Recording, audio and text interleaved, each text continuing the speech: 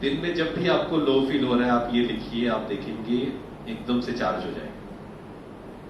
कि जब हम लो फील कर रहे हैं, दैट मीन्स हम उन चीजों के बारे में सोच रहे हैं जो मुझे चाहिए, ये चाहिए, काश ऐसा हो जाए।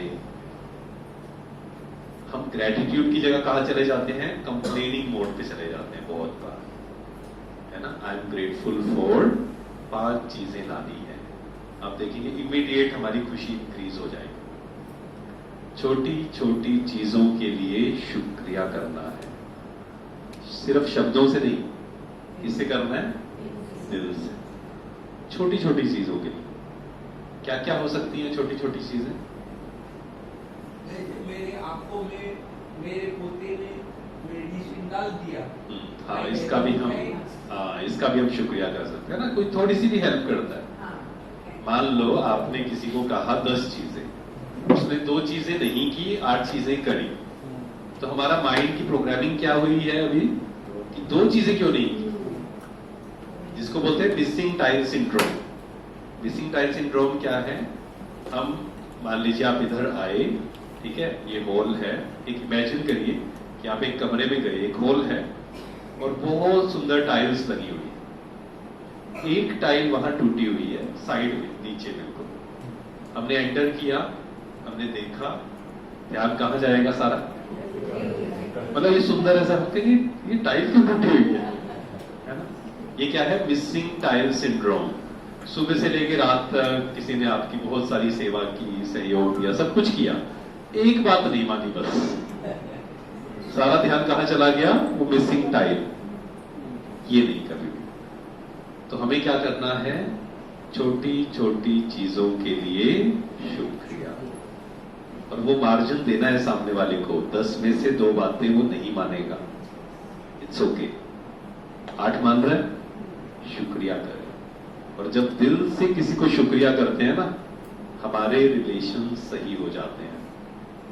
क्योंकि सिंपल सा रूल है, जिस दिन आपके वाइब्रेशन सामने वाले के लिए चेंज हो गए, उस दिन सामने वाले के वाइब्रेशंस भी आपके लिए चेंज जरूर होंगे। क्योंकि लॉ ऑफ कर्मा है ये, लॉ ऑफ कर्मा, जो आगे हम समझेंगे, आगे आने वाले सेशंस में, वो तो दीदी बताएंगे कैसे हैं।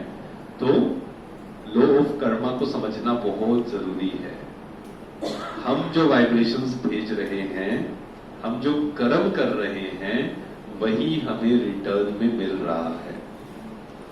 आज एक बहुत कॉमन, हम कहेंगे गलत बिलीफ है, रॉन्ग बिलीफ है लोगों में। जैसे कई लोग मिलते हैं और खासकर सोशल मीडिया पे भी बहुत लोग ये डालते भी हैं, वो कहते हैं कि life is unfair.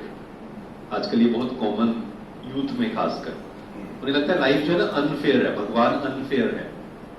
Life is not unfair. हमारे साथ जो भी हो रहा है हमारा ही कार्मिक अकाउंट है। अगर बड़े लेवल पे देखें, कहीं पर भी अर्थक्वेक आता है, ये सब चीजें होती हैं, भगवान बैठकर नहीं अर्थक्वेक ला रहा है, हमारे ही कर्मों का हिसाब किताब हमारे सामने आ रहा। क्यों? जितना प्रकृति के साथ खिलवाड़ करेंगे वो रिटर्न में आएगा। लॉ ऑफ कर्मा, कुछ भी बिना लॉ ऑफ कर्मा के नहीं होता है। जैसे आजकल बहुत लोग हैं, वो बोलते हैं, कहते हैं अच्छा आपकी बातें सारी ठीक है, हम अच्छे बन जाएं, पॉजिटिव सोचें, भला करें, माफ करें, लेकिन ये दुनिया ऐसी है कि अच्छे लोगों की ये दुनिया है ही नहीं, अच्छे लोगों के साथ तो बुरा होता है। बिल्कुल गलत, टोटली रॉन्ग। तो मैं उनसे पूछता हूं कई बार कि अच्छा आपको कैसे लगता है? कहते देखो, मेरा एक दोस्त था, उसने गलत काम किया, आज उसके पास इतने लाखों करोड़ों रुपए हैं, है ना। मैंने सही काम किया, मेरे पास पैसे नहीं है, तो लाइफ तो अनफेयर है, अच्छे के साथ तो बुरा हुआ। तो मैंने उनको पूछा कि अच्छा आप कैसे डिफाइन कर रहे हैं कि करोड़ों रुपए हैं मतलब अच्छा हुआ उसके साथ? ये तो आपकी डेफिनेशन है ना।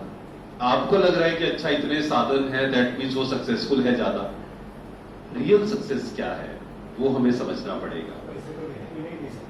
हाँ वही तो, लेकिन हम गलत समझते हैं ना। सही कर्म अगर हम कर रहे हैं, सही कर्म में क्या आता है वो भी समझना है।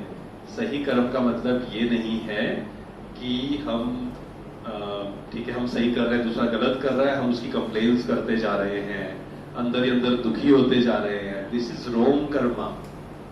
दुखी होना, इरिटेट होना, परेशान होना, अशांत होना, ये सब सही कर्म है या गलत कर्म है?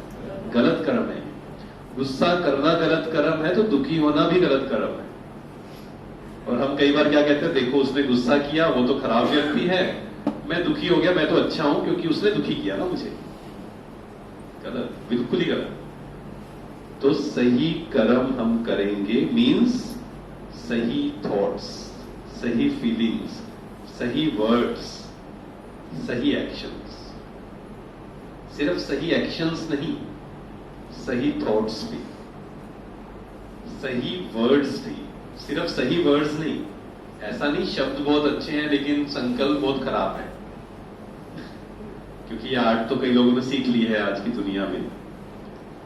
एक छोटा सा किसी ने मुझे सुनाया था, बहुत अच्छा लगा मुझे। एक बहन, मतलब दो फ्रेंड्स थी, वो बैठे थे आराम से बातें कर रहे थे। शाम का समय था, तो एक जो उनकी फ्रेंड थी, उनका पति वापस आए ऑफिस से। पति बिल्कुल दुखी, परेशान, चेहरा उतरा हुआ, मतलब चेहरा ही बिल्कुल नेगेटिव।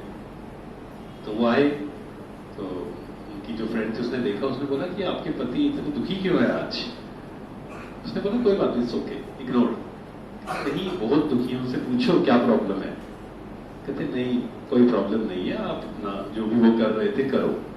तो उसने 2-3 बार पूछा।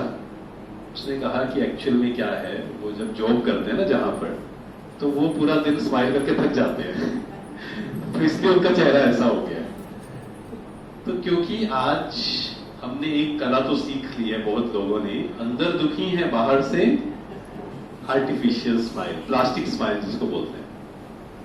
तो परमात्मा आकर सिखाते हैं सिर्फ शब्द चेंज नहीं करने, सिर्फ बाहर की स्माइल नहीं, अंदर खुशी होनी चाहिए, इंटरनल हैप्पीनेस है ना, वो हल्कापन, वो लाइटनेस, प्रेजेंट में हम रहे, पास्ट फ्यूचर से अलग और डिटैच रहे।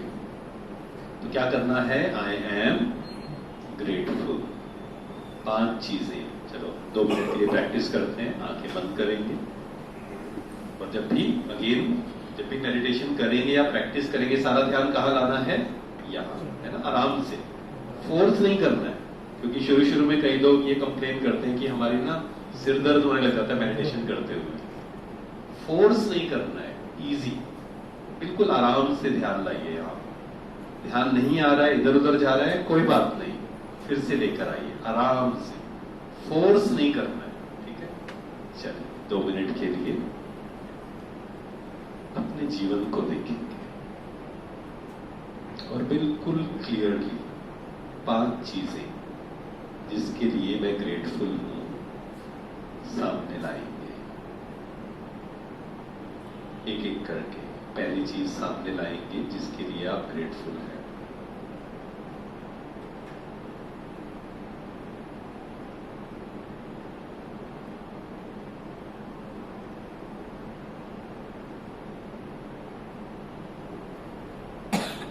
दूसरी चीज सामने लाएंगे।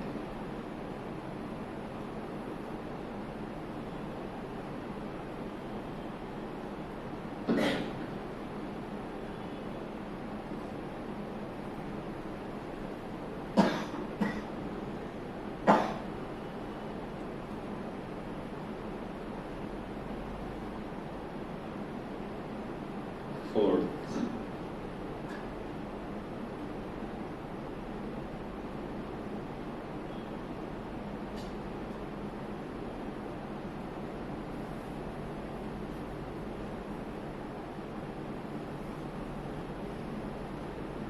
पांचवी चीज